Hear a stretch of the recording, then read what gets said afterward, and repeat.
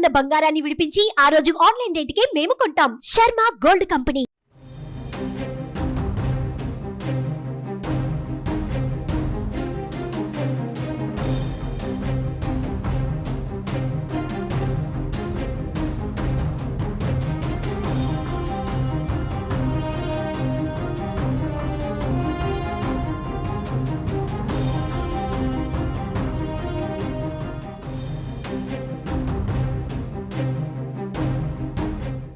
ఆంధ్రప్రదేశ్లో కూటమి సునామీ కనిపిస్తుంది. ఒకవైపు నుంచి అంచనాలకు అందని విధంగా, ఊహకు అందని అంకెలు కనిపిస్తాయనేటువంటి కొన్ని అంచనాలని నిజం చేశారా అనేటువంటి ఆలోచన కూడా వస్తుంది. ఎందుకంటే సుమన్ టీవీ అందించినటువంటి వివిధ రకాల సర్వేల్లో ఎక్కువ శాతం, అంటే ఎక్కువ సీట్లు గెలవబోతోంది కూటమి అనేటువంటి డేటా ఇచ్చినటువంటి survey KK surveys.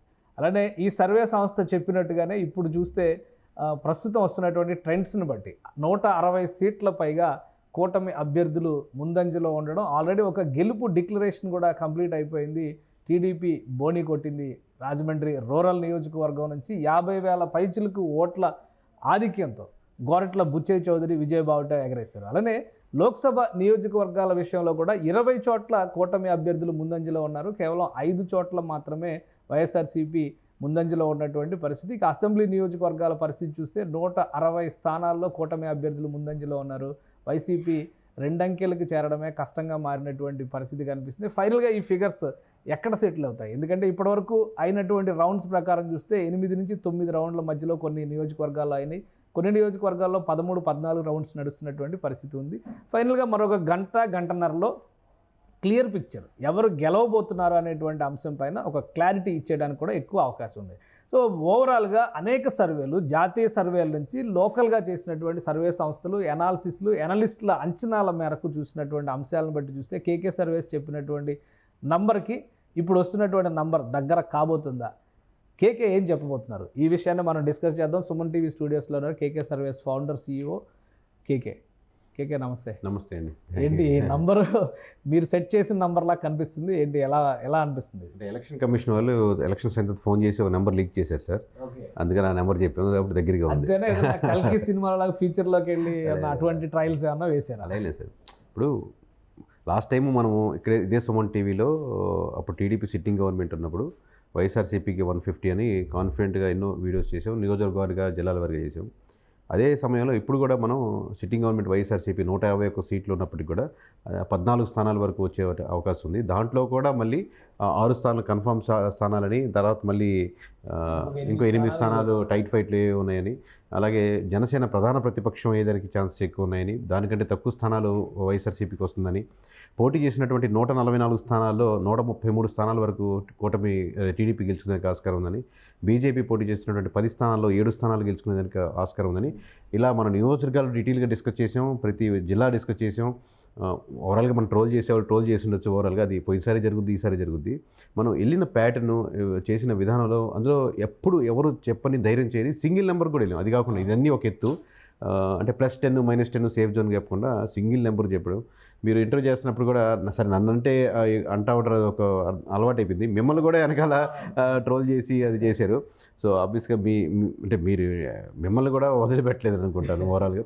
So but numbers వచ్చిన తర్వాత అర్థమైంది అనుకుంటాను మనం ఎంత జెన్యూన్గా చేసాము అనేది మేబీ ఇప్పుడు అర్థం చేసుకుంటాను. ఏంటి అసలు ఈ జెన్యూనిటీ లేదా ఈ బేస్ ఫిగర్ డిసైడ్ చేయడానికి మీరు వెనకబడినటువంటి శ్రమ? ఎందుకంటే నేను కూడా మిమ్మల్ని క్వశ్చన్ చేస్తాను, ఒకవేళ ఇది ఫెయిల్ అయితే మీరు సుమన్ టీవీకి వచ్చి మళ్ళీ ఎక్స్ప్లెనేషన్ ఇవ్వాల్సి ఉంటుందని కూడా మాట్లాడా. సో ఇప్పుడు అవసరం లేకుండా పోయింది, అభినందించాల్సినటువంటి పరిస్థితి. ఎలా ఆ పల్స్ పట్టుకోగలిగారు? మీ మెథడాలజీ ఏంటి? చాలామంది నాకు కాల్ చేసిన వాళ్ళు కానీ, ఈవెన్ కామెంట్స్లో పెట్టినటువంటి వాళ్ళు కానీ ఒకటే పాయింట్ చెప్తా వచ్చారు, ఈ మెథడాలజీ ఏది లేదు, కేవలం తనకు అనిపించిన నంబర్స్ చెప్తున్నారు, లేదా తనకు తెలిసినటువంటి ఒక 10 మంది నుంచి డేటా సేకరించుకొని 13 జిల్లాల నుంచి 13 మంది నుంచి డేటా తెచ్చుకొని చెప్తున్నటువంటి లెక్క ఇది అనేటువంటి విమర్శ కూడా చేశారు. మీ మెథడాలజీ ఏంటి? మీ మోడల్ ఆఫ్ సర్వే ఏంటి అసలు? అంటే చాలాసార్లు చెప్పాను సార్ లేయర్స్ ఎలా ఉంటాయి అనేది. చెప్తూ దానికి మధ్య బోర్ కొట్టేసింది. యాక్చువల్లీ 4 లేయర్స్ చేస్తాం. ఇనిషియల్గా మనం ఒక శాంపుల్ తీసుకుంటాం, బేసిక్ శాంపుల్స్. ప్రతి 175 నియోజకవర్గాల్లో 500 నుంచి 1000 శాంపుల్స్ తక్కువ కలెక్ట్ చేస్తాం. రెండోది మనకు ఎమోషనల్ని దీన్ని నెంబర్స్గా కన్వర్ట్ చేస్తాం. డేటా సైన్స్కి అక్కడ ఉన్నట్టు వృత్తుల వారా, కులాల వారిగా, లేకపోతే అక్కడ ఉన్న ఎమోషన్ని మనం కన్వర్ట్ చేసి ఒక విధానంగా చేసుకొని మనం డేటాను ప్రిపేర్ చేసుకుంటాం. ఓవరాల్ అదొక లేయర్ వస్తుంటుంది. అలాగే స్లీపర్ సెల్స్ నుంచి అక్కడ ఉన్నటువంటి లోకల్గా ఉన్నటువంటి వెరిఫై చేసేవాళ్ళు విలేజ్ వారీగా వాళ్ళు చెప్పేశారు. వాళ్ళు ఎవరిని ఇండివిజువల్ ఆర్డర్ కానీ ఈ గ్రామంలో ఎలా ఉంది, ఈ గ్రామంలో ఎలా ఉంది ఓవరాల్గా చేస్తారు. ఇప్పుడు మన 3 రిపోర్ట్లు ఉన్నాయి. ఇది కాకుండా మనం కంప్లీట్ ఒక నియోజకవర్గము ఎవరైనా మనకు ఆర్డర్ వచ్చినప్పుడు అవుట్ సోర్సింగ్ కంప్లీట్గా ఒక చిన్న కంపెనీకి ఏదైనా ఇస్తాం. అంటే మనం ఏదైనా మిస్టేక్ చేస్తే అక్కడి నుంచి ఏమైనా వెరిఫై చేసుకోవచ్చు కదని.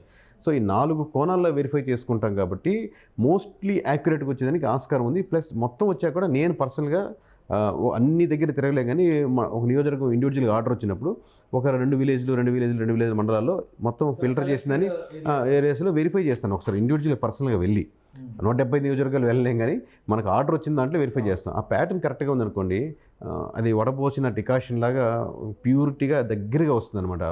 అప్పుడు కూడా 1 నియోజకవర్గం 2 నియోజకవర్గాలు తప్పచ్చు. అట్టని చెప్పి నేను 161 చెప్పాము. ప్లస్ దీంట్లో టఫ్ ఫైట్లు క్లారిటీగా చెప్పాం. 14లో కూడా 6-8 క్లారిటీగా చెప్పాం. అందుకే ఇప్పుడు నాకు కూడా ఒక డౌట్, ఎందుకంటే మార్నింగ్ ట్రెండ్ స్టార్ట్ అయినప్పుడు, అంటే ఫస్ట్ ఓపెనింగ్ స్టార్ట్ అయినప్పుడు కొన్ని చోట్ల కొంత లేట్ అవుతుంది, ఇవన్నీ ఉంటాయి. ఒక దశలో వైసీపీ 23-24 దగ్గరికి వెళ్ళింది. మళ్ళీ స్లోగా వెనక్కి వచ్చి 13-14 దగ్గర ముందుకు వెనక మండలాలు ఉంటాయి సార్. ఒక మండలంలో ఖచ్చితంగా వైఎస్ఆర్సీపీ ఫేవర్గా ఉన్న మండలం ఉంటుంది. ఒక 2-3 మండలాలు దాటినప్పుడే ఆబ్వియస్గా నియోజకవర్గం కైవసం చేసుకుందానికి ఆస్కారం ఉంటుంది. లేదా 2 మండలాల్లో టీడీపీ, 2 మండలాల్లో వైఎస్ఆర్సీపీ ఉన్నా బాగా మెజారిటీ లాగగలిగితే ఇవన్నీ మాకు ఐడియా ఉంటుంది. సో ఓవరాల్ కన్సాలిడేట్ చేసినప్పుడు మీకు ఇప్పుడు వచ్చేది ఇక్కడి నుంచి కొంచెం యాక్యురేట్గా దగ్గరగా ఉండేదానికి ఆస్కారం ఉంటుంది.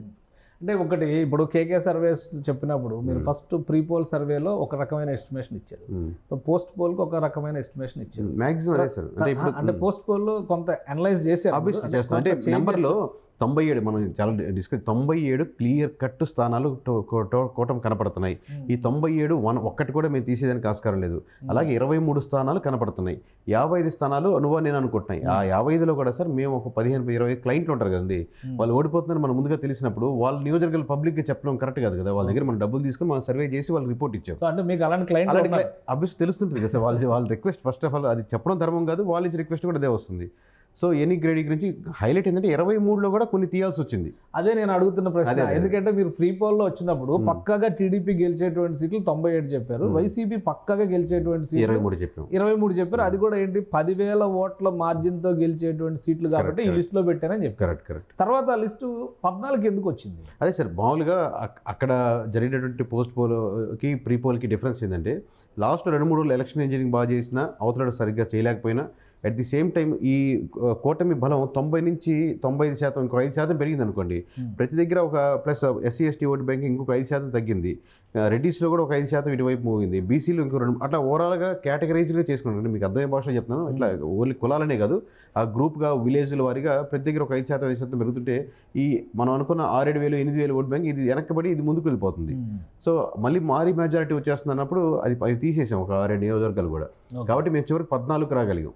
ఓకే. పార్లమెంట్ స్థానాల్లో లెక్క కొంచెం ముందుకెళ్ళినట్టుంది. వైసీపీ 5 స్థానాల్లో లీడింగ్లో ఉంది, 20 చోట్ల కూటమి లీడింగ్లో ఉంది. పార్లమెంట్ అంచనాలు ఏంటి మీవి?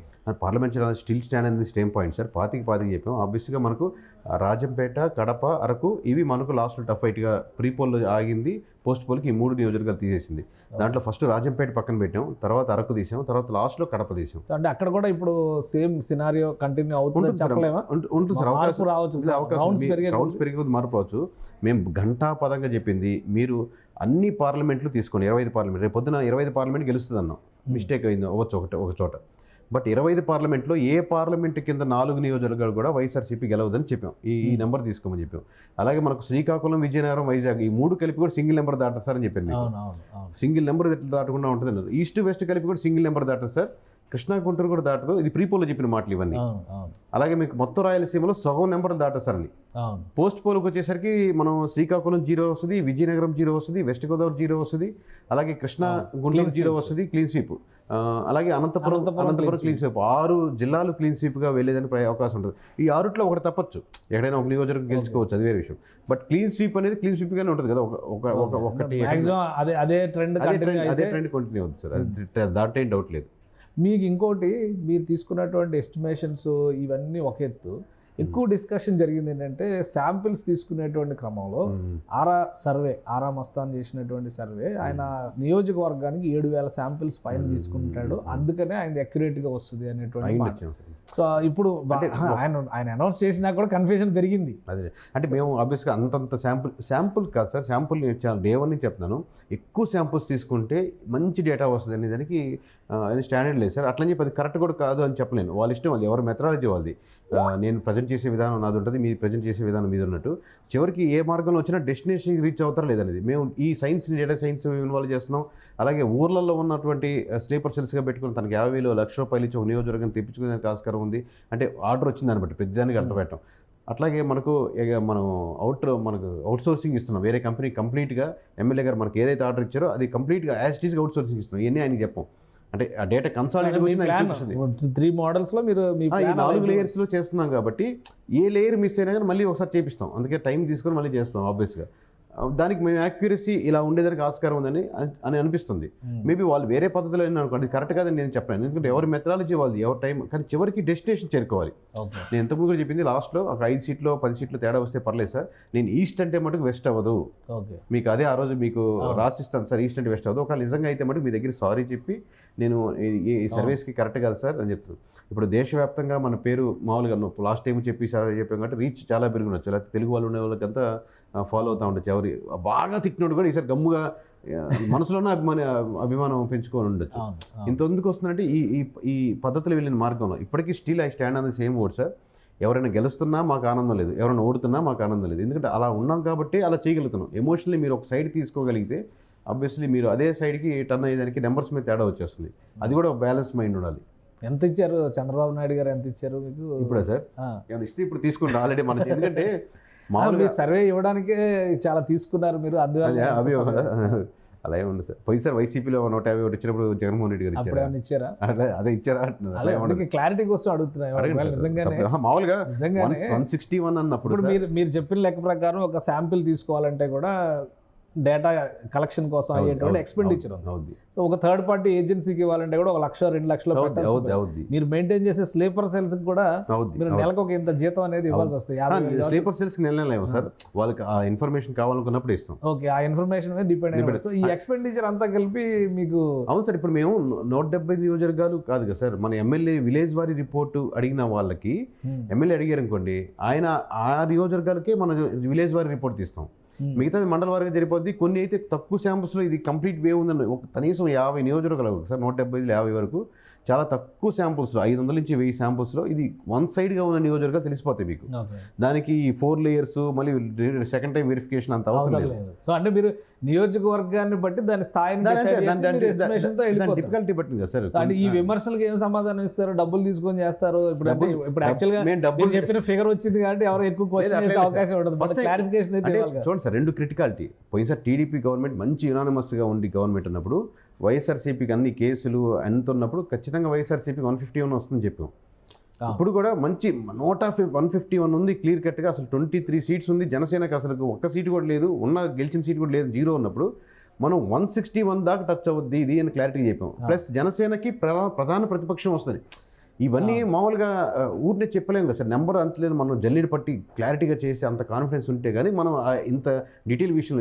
ఎలక్షన్స్ ముందు వరకు మీరు ఎవరి దగ్గర ఎక్కడైనా ఒక మాట ప్రధాన ప్రతిపక్షం జనసేన వద్దన్న మాట టెర్మినాలజీ లైన్ ఎక్కడైనా విన్నారు సార్? మీరు విన్నారు? ఎవరి దగ్గర అసలు మామూలు గూగుల్లో కానీ ఎక్కడ మీరు చూసినప్పుడు రిపోర్ట్లో పేపర్లో ఎక్కడైనా 5 అని. సో ఫస్ట్ టైం మనం వై నాట్ 21 అనే కాన్సెప్ట్ తీసుకొని వస్తుంది.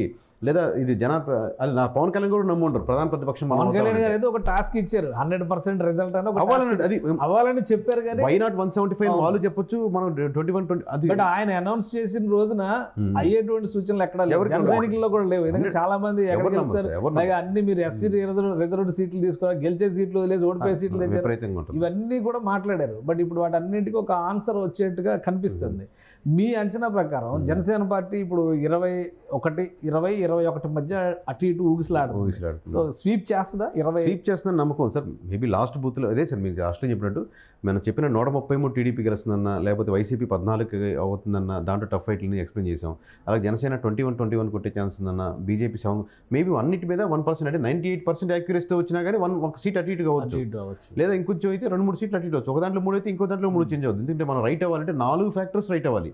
సింగిల్ డిజిట్ సార్, ఇది మామూలుగా కత్తి మీద సాంగ్ కాదు, కత్తి మీద పదును మీద ఉన్న దాని మీద నడిచినట్టు. ఎంత బ్యాలెన్స్గా చేయకపోతే ఇంత డేటా రాదు సార్. అది ఇంకోటి ప్రధాన ప్రతిపక్షం అనేటువంటి మాట పదే వాడుతున్నారు. మీరు అనౌన్స్ చేసేటప్పుడు కూడా మీ దానిలో చెప్పారు క్లియర్గా. ఏంటి పవన్ కళ్యాణ్ దగ్గర నుంచి ఏమన్నా జనసేన పార్టీ ఇదే పని సార్, అమౌంట్లు డబ్బులు ఇవ్వడం కాదు, డబ్బులు ఏమైనా తీసుకుంటే చెప్పండి. మేము సర్వే అనేది మామూలు చాలా సార్లు చెప్పాను, ఎమ్మెల్యేలకి డబ్బులు తీసుకొని చేస్తాం. ఆబ్వియస్గా మీరు జాబ్ వస్తున్నప్పుడు మీకు శాలరీ కమర్షియల్ ఇది. But that doesn't mean that మనం డబ్బులు ఇస్తే రిపోర్ట్లు మార్చేస్తామని కాదు. సర్వే మనం వాళ్ళకి రిపోర్ట్ ఎక్కడెక్కడ వీక్ ఉందో చెప్పండి కేక్ అంటే, ఇప్పుడు పిలిచినా టీడీపీ వాళ్ళు చేస్తాం, ఇప్పుడు పిలిచినా వైసీపీ వాళ్ళు చేస్తాం, ఇప్పుడు పిలిచినా జనసేన చేస్తాం. మా జాబ్ అదే, మా చేసి ఎక్కడెక్కడ వీక్నెస్ ఉంది ఈ విలేజ్లో మార్చుకోండి, మీ ఇట్లా మీ ప్రవర్తనలో ఈ మార్పు ఉండాలి. ఓవరాల్గా ఆయన స్టడీ చేసి ఆయనే క్లయింట్, ఆయన గెలిచేదానికి మనం 100% ప్రయత్నిస్తాం. చివరి వరకు కూడా ఇప్పుడు కూడా నేను లాస్ట్ రిజల్ట్ వస్తే మన క్లయింట్లు గెలవాలి అని ఉంటుంది. అంటే మనం గెలవాలని ఇచ్చుంటే వాళ్ళకి పొరపాటు ఎవరైనా ఓడిపోతే సపోజ్ చెప్తున్నా. సో ఇదే డబ్బుల కోసమే, కాకపోతే డబ్బుల కోసం రిపోర్ట్లు అనేది మార్చము, రెండు తేడా ఉంది. కానీ ఇంకొక డౌట్ నాకేంటంటే, ఇప్పుడు నేను అడగాలనుకుంది కూడా, మీరు ప్రధాన ప్రతిపక్షం అనేటువంటి మాటను ఎక్కువ ఉపయోగిస్తున్నారు. ఒకవేళ అంటే ఇప్పుడు క్లియర్ పిక్చర్ వచ్చేస్తుంది కాబట్టి వీళ్ళు అధికారంలోకి వచ్చేటువంటి సందర్భంలో ప్రధాన ప్రతిపక్షం పాత్ర పోషించడానికి పవన్ కళ్యాణ్ ఏమైనా ప్రిపేర్ అవుతున్నారా? మీకు ఏమైనా సమాచారం ఉందా దాని మీద? టెక్నికల్లీ ప్రధాన ప్రతిపక్షం అంటే సార్ 18 సీట్లు దాటి అపోజిషన్ వాళ్ళకి వస్తే వాళ్ళకి ప్రధాన ప్రతిపక్ష హోదా వస్తుంటుంది. మీకు తెలుసుంటుంది ఆల్రెడీ వాళ్ళ సిట్టింగ్ పోస్టర్ కానీ, లేకపోతే మరి అసెంబ్లీలో ఎలా ఉంటాయి ఇంకా నాకు డీటెయిల్స్ అంత తెలియదు. అవునంటే ఒకటి క్లారిటీ ఉంది, ఇప్పుడు కూటమిలో ఉంటూ అంటే అధికార కూటమిలో భాగస్వామి అవుతూ ప్రధాన ప్రతిపక్ష హోదా తీసుకోలేరు. సో ఇప్పుడు వాళ్ళు రేపు మీరు చెప్పిన దాని ప్రకారం కంఫర్టబుల్ విన్ అనేది 133 సీట్స్తో కనుక, ఇప్పుడు నంబర్ అదే కరెక్ట్గా ఎగ్జాక్ట్ మీరు చెప్పిన 133 దగ్గర తెలుగుదేశం 133 సీట్స్ వచ్చినాక రేపు పవన్ కళ్యాణ్ ఇదే మాట చెప్పొచ్చు కదా. సో నా అవసరం ప్రధాన ప్రతిపక్ష పాత్రకే ఎక్కువ ఉంది, అధికార భాగస్వామ్యం అయ్యే కంటే కూడా ఆ పాత్ర పోషిస్తారంటే వాళ్ళు తర్వాత ఏ డిసిషన్ తీసుకున్నది అది వాళ్ళ పార్టీ నిర్ణయం సార్. నేను చెప్పేది ఏంటంటే వాళ్ళకి ఆ పొజిషన్కి టెక్నికల్గా రీచ్ అవుతారు. They will cross 18 and YSRCP will be below 18. ఇది టెక్నికల్గా నేను చెప్పిన నెంబరు. సో వీళ్ళు ఒకరి రికార్డులో ఒకరు బద్దలు కొట్టినట్టే అనుకోవాలి మనం ఇప్పుడు. ఎందుకంటే జగన్మోహన్ రెడ్డి గారు 151, ఇంకా అది ఎవరు ఈ మధ్యలో ఎవరు బద్దలు కొట్టలేరు అన్నారు. వీళ్ళు 160 రీచ్ అయితే అది బద్దలు కొట్టేస్తారు. 23 సీట్లకు పడిపోయినటువంటి చంద్రబాబు నాయుడు గారి రికార్డు కూడా ఎవరు బద్దలు కొట్టలేరు అన్నారు. మీరు చెప్పినట్టుగా ఇప్పుడు 14కో 20కో సెటిల్ అయ్యారు అనుకోండి, వీళ్ళు బద్దలు కొట్టేటువంటి అవకాశం ఉంటుంది. ఫైనల్గా అదే ట్రెండ్ అయ్యేటువంటి అవకాశం ఉందా AP results? Still on the same point sir. Maybe mistake అయితే మేము రివర్స్ ఈస్ట్ వెస్ట్ కాదని చెప్పి మేము చెప్పిన ఒక 1 or 2% డిఫరెన్స్ రావచ్చు. సింగిల్ నెంబర్ చెప్పడం అనేది ఇంత క్రిటికల్గా జరిగిన ఎలక్షన్స్ అనుకున్న ప్రజలు మేము అనుకోవట్లేదు ఇండివిజువల్, ఎందుకంటే మేము వెరిఫై చేసినా మాకు తెలిసిపోతుంటుంది కాబట్టి. సో ఎక్కువ మంది ప్రజలు ఫీల్ అయ్యారు, మీడియా ప్రజలు ఫీల్ అయ్యారు, సర్వే కంపెనీలు కూడా చాలా మీరు చూస్తుంటే ఆ స్పేస్ ఇచ్చారు చాలా వాటికి. సో ఇంత జరిగిన వాటిల్లో మేము కత్తి మీద సాంగ్ కాదు, కత్తి మీద ఇంకొంచెం పదును మీద నడిచినట్టే. మీరు ఇంకోటి అసలు ఇప్పుడు ఈ సెఫాలజీలో కానీ ఈ డేటా సైన్స్ విషయంలో కానీ మీకున్న ఎక్స్పీరియన్స్ ఏంటి? చాలా మంది కామెంట్స్ ఏం పెట్టారంటే, ఈయన ఒక బీటెక్ ఇంజనీర్ అని చెప్తున్నారు, ఈయనకి ఏం ఎక్స్పీరియన్స్ ఉంది? ఎప్పుడు ఏమీ లేదు అనుకోవచ్చు. ఇప్పుడు నష్టమే ఉంది. ఇప్పుడు 2019లో చెప్పారు, మళ్ళీ తూనీగలాగా మాయమైపోయారు, మళ్ళీ ఇప్పుడు 2024లో వచ్చారు. మధ్యలో ఏ సర్వేలోనూ ఇన్వాల్వ్ కానీ ఏపీ సర్వేలోనే ఎందుకు ఇన్వాల్వ్ అవుతున్నారు? ఇప్పుడు దేశవ్యాప్తంగా చేద్దాంలేండి సార్. నెక్స్ట్ దేశవ్యాప్తంగా చేద్దాం. రైట్. అయితే మీరు కాన్ఫిడెంట్ గా ఉన్నారు, మీ నంబర్స్ ఫైనల్ గా రిఫ్లెక్ట్ అవుతాయి అనేది సార్. అది ఫైనల్ ఫిగర్స్ వచ్చినాక మళ్ళీ ఒకసారి మనం డిస్కస్ చేయాల్సి ఉంటుంది. తప్పకుండా. థ్యాంక్ యూ కేకే, మీ అభిప్రాయం తెలియజేసినందుకు. ఇది ఏపీలో జరుగుతున్నటువంటి కౌంటింగ్ ప్రక్రియ నుంచి వస్తున్నటువంటి డేటాని కనుక మనం గమనిస్తే చాలా క్లియర్గా కూటమికి స్పష్టమైనటువంటి మెజారిటీ, వన్ సైడ్ ఓటింగ్ జరిగినటువంటి తీరు కనిపిస్తుంది. కేకే సర్వే సంస్థ ముందుగానే దీనికి సంబంధించినటువంటి అంచనాలు వేసింది, దాన్ని ఎగ్జాక్ట్గా సుమన్ టీవీలోనే ప్రజెంట్ చేసేటువంటి ప్రయత్నం జరిగింది. ఆ తర్వాత ఎగ్జిట్ పోల్స్ విషయంలో కూడా కేకే సర్వే సింగిల్ డిజిట్ ఇచ్చింది. దాదాపుగా ఆ దిశగానే ఏపీలో రిజల్ట్స్ వెళ్తున్నాయి. సో ఫలితాలు కంక్లూడ్ అయిన తర్వాత మళ్ళీ ఒకసారి మనం కేకేతో మాట్లాడదాం. అప్పటి వరకు అప్డేట్స్ చూస్తూనే ఉండండి. Keep watching. సుమన్ టీవీలో మీ పర్సనల్ అండ్ బిజినెస్ ప్రమోషన్స్ కోసం కింది నెంబర్కి కాంటాక్ట్ చేయండి.